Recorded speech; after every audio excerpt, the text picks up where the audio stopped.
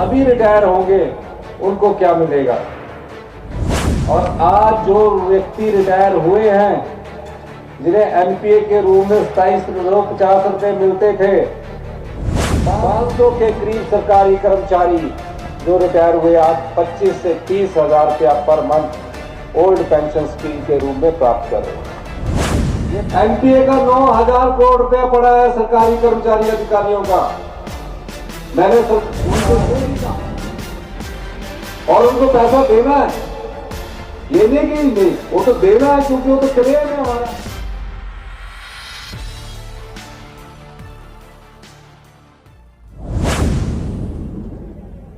सबसे पहले ही दिन मेरे पास जब पैसों के मामले में आंकड़ा रखा गया, राजस्व के मामले में आंकड़ा रखा गया, तो ये पाया कि हिमाचल प्रदेश की वित्तीय स्थिति ठीक नहीं है और प्रदेश आर्थिक बदहाली के दौर से गुजर रहा है।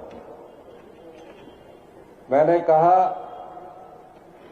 कि ऐसी स्थिति क्यों बनी।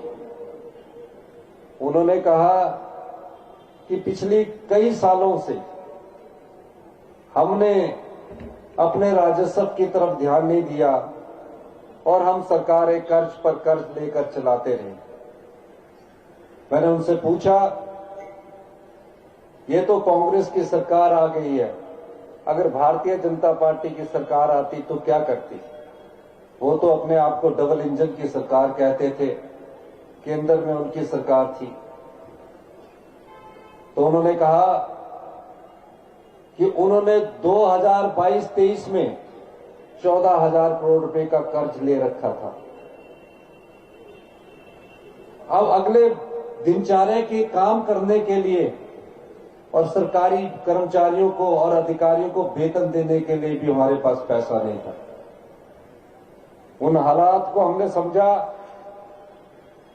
और उस पहले दिन से मैंने प्रण किया कि हम हिमाचल प्रदेश को आत्मनिर्भर हिमाचल प्रदेश की ओर ले जाएंगे। आकलन आया, हमारी आय 100 रुपया है, खर्चा 170 रुपया है, तो 70 रुपया तो हमें कर्ज उठाना ही पड़ रहा है। लेकिन हमने हिम्मत नहीं हारी। हमने कहा कि जब वो अगर उनकी भी सरकार आती, वो भी कर्जा उठाते, तो आज इन चुनौतियों का सामना करने के लिए हमें भी कर्जा उठाना पड़ा। लेकिन ध्याय आत्मनिर्भर हिमाचल की तरफ था। धीरे धीरे मैंने पहला बजट प्रस्तुत किया और पहले ही बजट में हमने अपनी दिशा तय कर दी। उस बजट में आत्मनिर्भर हिमाचल की नींव रखी गई और आज 1 वर्ष बाद मैं दावे के साथ कह सकता हूं कि आने वाले 4 साल में 2027 तक हिमाचल प्रदेश आत्मनिर्भरता की तरफ बढ़ेगा और आने वाले 2032 तक हिमाचल प्रदेश हिंदुस्तान का सबसे समृद्धशाली और अमीर राज्य होगा। और जब 3 ऐतिहासिक फैसले हमने किए 1 वर्ष में, हमने एक वादा किया था अपने सरकारी कर्मचारियों को, सरकारी अधिकारियों को, जिन्होंने हिमाचल में विकास की गाथा लिखी है, कि हम उन्हें सामाजिक सुरक्षा मुहैया करवाएंगे। क्योंकि कोई भी स्कूल बना, कोई भी एसडीएम का कार्यालय बना, डीसी का कार्यालय बना, सड़क बनी, पानी की पीने की योजनाएं आपके घर तक पहुंची, उसमें कहीं ना कहीं सरकारी कर्मचारी और अधिकारियों का योगदान है। और उस वादे को पूरा करने के लिए जब हमारी पहली कैबिनेट बनी, मेरे साथी हर्षवर्धन चौहान जी, हम सब लोग विश्वविद्यालय में इकट्ठे पढ़े हैं, साथ में थे।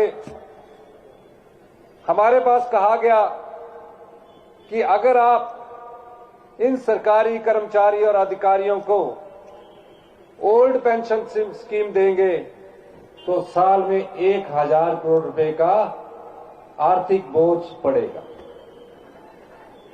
फिर हमने कहा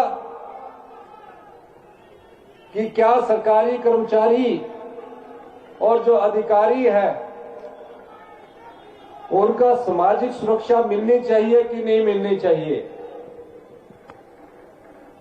जब 1,000 करोड़ रुपया आने वाले साल में हम पर पड़ेगा, हमने दृढ़ निश्चय किया कि जो बुढ़ापा है उस बुढ़ापे में सामाजिक सुरक्षा मिलनी चाहिए, एक अश्योर्ड इनकम मिलनी चाहिए।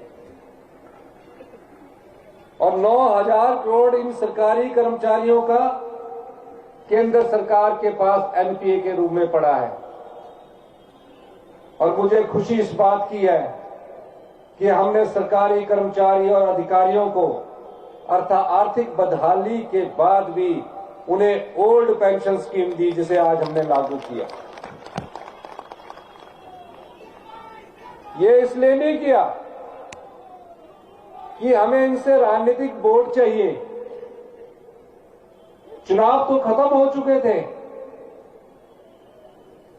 और चुनाव खत्म होने के बाद हम कहते हैं कि 4 साल बाद पूरा करेंगे, क्योंकि हम चुनकर तो 5 साल के लिए आए हैं।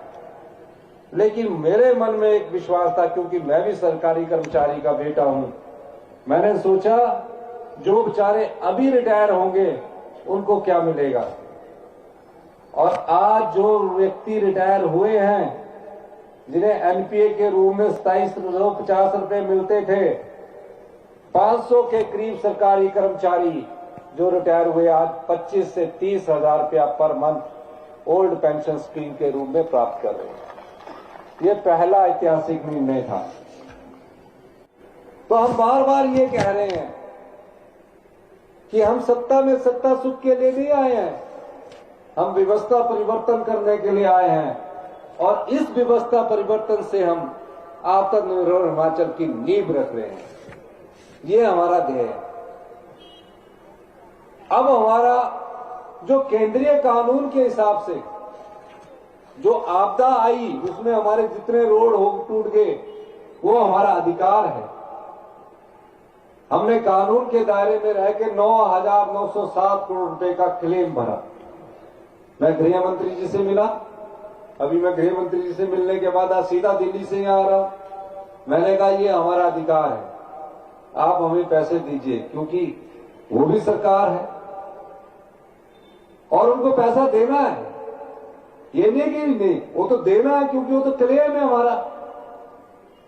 हमने कहा कि 9,907 करोड़ में से आप कम से कम 5,000 करोड़ की पहली किस्त तो रिलीज कर दीजिए। उन्होंने बोला कि हम इस पर विचार कर रहे हैं और जल्दी ही आपको देंगे। लेकिन राजनीतिक रूप से वो इसका फायदा उठाना चाहते हैं।